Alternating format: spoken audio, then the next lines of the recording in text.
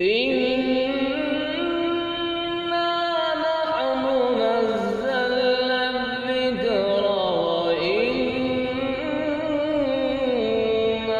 له لحافظون.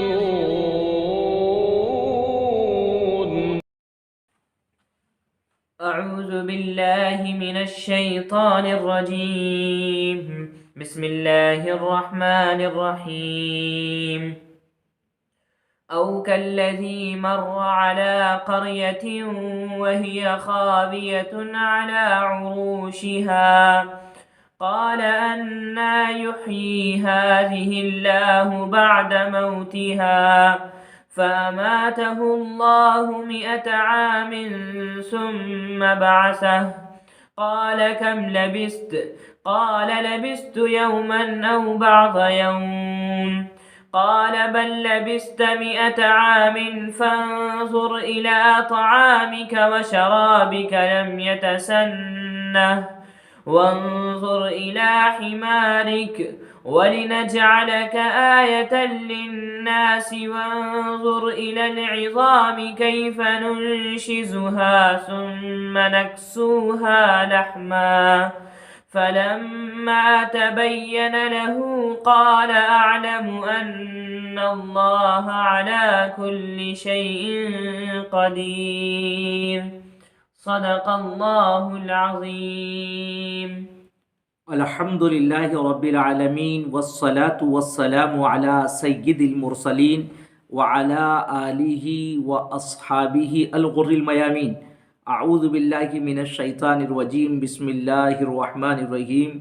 او کالذی مر علی قریۃ وہی خاویۃ علی عروشها. اس سے پیشتر آیات میں یہ بات بتلائی گئی ہے اللہ ایمان والوں کا حامی اور مددگار ہوتا ہے. اللہ ولی الذین آمنوا یخرجہم من الظلمات الی النور. اور وہ ان کو ظلمتوں سے نور میں نکال لاتا ہے. اس سلسلے میں یہاں 3 واقعات بیان کیے گئے ہیں. اس سے پہلے ایک واقعہ گزر چکا ہے، یہ دوسرا واقعہ بیان کیا جا رہا ہے، اور اس کے بعد والی آیت میں تیسرا واقعہ بیان کیا جائے گا. اس آیت کریمہ میں ایک مرد مومن کا واقعہ بیان کیا گیا ہے جس کو اللہ رب العزت نے دنیا میں یہ نظارہ دکھلایا کہ وہ کس طرح سے مردوں کو زندہ کرتا ہے. اور اللہ رب العزت نے اس بندے مومن کو ایمان کے اعلیٰ مقام تک یقین سے حق الیقین کے درجے تک پہنچایا. اس واقعے کو یہاں ذکر کیا گیا ہے.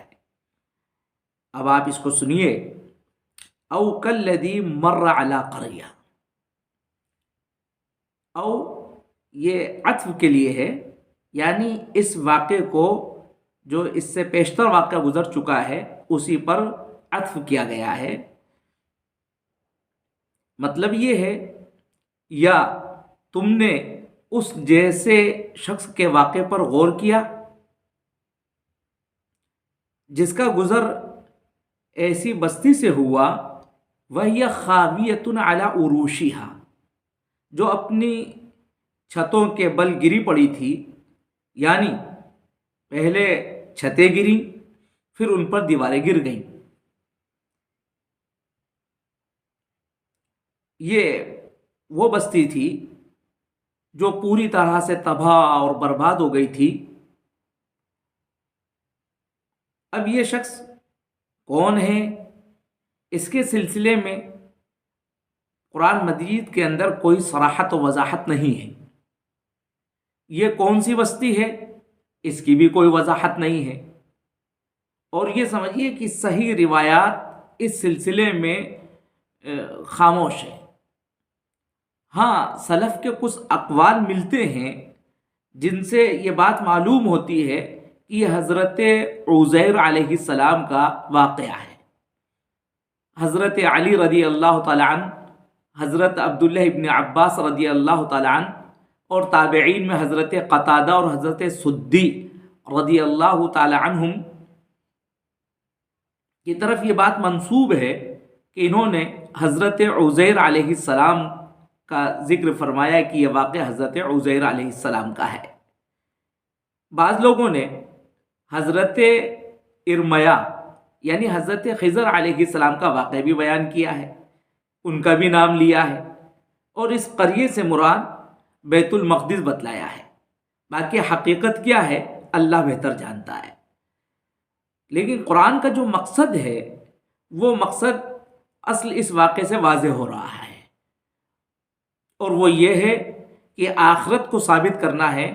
مرنے کے بعد دوبارہ اللہ رب العزت اس کائنات میں بسنے والے انسانوں کو، جناتوں کو اللہ رب العزت دوبارہ اٹھائے گا اور حساب و کتاب ہوگا۔ اس آخرت کے وجود کو ثابت کرنا مقصود ہے، اور وہ اس واقعے سے پوری طرح واضح ہو رہا ہے۔ فرمایا قال ان یحیی ہذہ اللہ بعد موتها، اس بندے نے جب اس کا گزر ایک بستی سے ہوا جو بستی پوری طرح سے تباہ ہو چکی تھی، اس نے تعجب کے ساتھ یہ بات کہی کہ اللہ اس بستی کو کیسے زندہ کرے گا بعد موتها، اس کے مرنے کے بعد۔ اس کو اس پر تعجب ہوا، اس نے جو بھیانک منظر دیکھا اس پر ایک ہول کی کیفیت طاری ہوئی، اور اس نے اظہار تعجب میں یہ بات کہی۔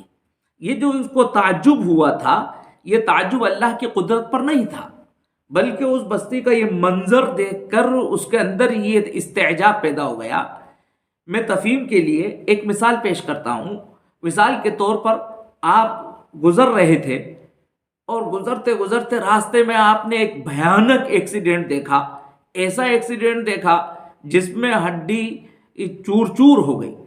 جب اس ہڈی کو آپ نے بکھرتے ہوئے دیکھا تو آپ نے ایک دم تعجب سے کہا کہ ڈاکٹر اس کا آپریشن کیسے کریں گے؟ حالانکہ اس کا آپریشن ہوا اور آپریشن ہوتا ہے اور پھر وہ ہڈی وہ ٹھیک ہو گئی، لیکن یہ آپ پر جو استعجاب اور حیرت جو آپ پر طاری ہوئی، یہ ڈاکٹر کے آپریشن پر نہیں تھی، یہ در حقیقت وہ جو بھیانک منظر آپ کی نگاہوں کے سامنے آیا اس پر آپ کو استعجاب ہوا۔ بالکل اس اللہ کے بندے نے جب اس بھیانک منظر کو دیکھا کہ یہ بستی اس طرح سے تباہ ہو چکی ہے اور اس کے باشندے وہ اس طرح سے بکھر چکے ہیں، ان کی ہڈی ہڈی بکھر چکی ہے، تو پھر یہ اللہ کیسے اس کو زندہ کرے گا؟ قال انا یحیی ہذہ اللہ بعد موتها، بس اللہ نے اس کو مشاہدہ کرایا۔ فاماتہ اللہ 100 عام، تو اللہ نے اس کو موت عطا کر دی 100 سال تک۔ ثم بعثہ، پھر اس کے بعد اس کو اٹھایا، یعنی اس کو زندہ کیا۔ یہاں بھی قرآن مجید نے جو لفظ استعمال کیا ہے، یہاں ثم احیا کا لفظ استعمال نہیں کیا، ثم احیاہ، بلکہ کہا ثم بعثہ۔ بعثہ کے لفظ کے اندر سرعت کا مفہوم ہوتا ہے، سہولت کا مفہوم ہوتا ہے، یعنی جس کیفیت و جس حالت کے اندر اس کی موت آئی تھی، اسی حالت اسی کیفیت کے اندر اللہ رب العزت نے اس کو اٹھایا۔ ثم بعثہ قال کم لبثت، اور پھر اس سے یہ سوال کیا، یہ سوال ظاہر ہے کہ اللہ کی طرف سے کیا گیا، فرشتے کے توسط سے یہ سوال کیا گیا، کم لبثت، کہ تم اس حالت میں کتنی مدت تک رہے؟ تو اس اللہ کے بندے نے جواب دیتے ہوئے کہا قال لبثت یوما او بعض یوم، کہ میں ایک دن یا ایک دن کا کچھ حصہ، بعض دن، بس یہ تھوڑے دن میں رہا۔ تو ظاہر ہے کہ اس نے یہی محسوس کیا کہ جیسے میں صبح کے وقت میں سویا تھا اور یہ دوپہر کے وقت میں، شام کے وقت میں جاگ گیا ہوں۔ اللہ کی طرف سے یہ بات بتلائی گئی، قال بل لبثت 100 عام، بلکہ تم اس حالت میں 100 سال تک رہے ہو۔ اور پھر اللہ نے اس کو اپنی قدرت کا مشاہدہ کرایا، اور اس سے کہا گیا فانظر الی طعامک و شرابک لم یتسنہ، تم دیکھو اپنے کھانے اور پینے کی چیز کو وہ سڑی نہیں ہے. لم یتسنہ، تسنہ یتسنہ کے معنی بدلنے کے معنی میں، سڑ جانے کے مفہوم میں. ظاہر ہے کہ اللہ نے اس کو یہ اپنی قدرت کا مشاہدہ کرانا چاہا. یہ کھانا کیا تھا؟ جیسا کہ آتا ہے روایات میں، یہ انگور تھے، انجیر اس کے ساتھ تھے، یہ سب جیسے وہ لے گئے تھے، جیسا انہوں نے ان کو چنا تھا، بس وہ اسی کیفیت کے اندر وہ تر و تازہ موجود رہے، اس میں کوئی تبدیلی نہیں آئی. جو مشروب ان کے ساتھ تھا، جو جوس تھا، وہ ویسا ہی رہا، اس میں وہ سڑا تک نہیں. تو اللہ نے اپنی قدرت کا یہ مشاہدہ کرایا کہ اللہ اگر کسی چیز کو باقی رکھنا چاہے تو وہ 100 سال کے بعد بھی اسی طرح سے باقی رہ سکتی ہے. وانظر الی حمارک، اور دوسرا اپنی قدرت کا مشاہدہ یہ کروانا چاہا کہ اپنے کھچر کو، گدھے کو دیکھو. وانظر الی حمارک، وہ سواری کا گدھا تھا، ظاہر ہے اب وہ گدھا سڑ گیا تھا اور اس کی ہڈیاں بکھر گئی تھیں. یہ اس بندے نے جب دیکھا تو اس کو بڑا تعجب ہوا، کھانا بالکل تازہ ہے اور گدھے کی حالت ہو چکی ہے. وَلِنَجْعَلَكَ آیَةً لِلنَّاسِ، یہاں اللہ رب العزت نے یہ اس سے فرمایا. یہ واو عاطفہ ہے. اس کے پہلے ایک فعل یہاں پر ہم محذوف مانتے ہیں، وہ یہ ہے کہ وَأَحْيَيْنَاكَ، ہم نے تمہیں زندہ کیا ہے، مرنے کے بعد اب ہم تمہیں دوبارہ اٹھا رہے ہیں. اور یہ اٹھانا اس لیے ہے تاکہ ہم تمہیں آیت بنا دیں. آیت کا مطلب تمہیں ایک نذیر بنائیں، ہم نشانی بنائیں لوگوں کے لیے، تاکہ یہ ایک آخرت کی ایک نشانی بن جائے. مرنے کے بعد اللہ کس طرح سے زندہ کرتا ہے، اس کے لیے یہ ایک نذیر بن جائے، لوگ اس کا مشاہدہ کریں اور ان کے ایمان کے اندر اضافہ ہو، ان کو اور ہدایت ملے. ہم یہ چاہتے ہیں. وانظر الی العظام کیف ننشزها ثم نکسوها لحما، پھر اللہ نے حکم دیا اس کو کہ دیکھو ہڈیوں کو، دیکھو کیف ننشزها، ہم کیسے ان کو اٹھاتے ہیں یا کیسے ہم ان کو ترکیب دیتے ہیں، کس طرح سے ہم ان کو جوڑتے ہیں. ثم نکسوها لحما، اور پھر کس طرح سے ہم گوشت چڑھاتے ہیں. اس کو مشاہدہ کرو، اس کو دیکھو. اس اللہ کے بندے نے سب اپنی آنکھوں سے دیکھا کہ اللہ رب العزت نے ہڈیوں کو حکم دیا، اور ہڈیاں جو بکھری بھی پڑی تھیں وہ سب ہڈیاں جڑ گئیں، اور اس کے بعد اس کی نگاہوں اور آنکھوں کے سامنے ان کے اوپر گوشت چڑھا، اور پھر اللہ کے حکم سے اس میں روح پڑی، اور وہ گدھا جس حالت میں تھا اسی حالت میں واپس تیار ہو گیا.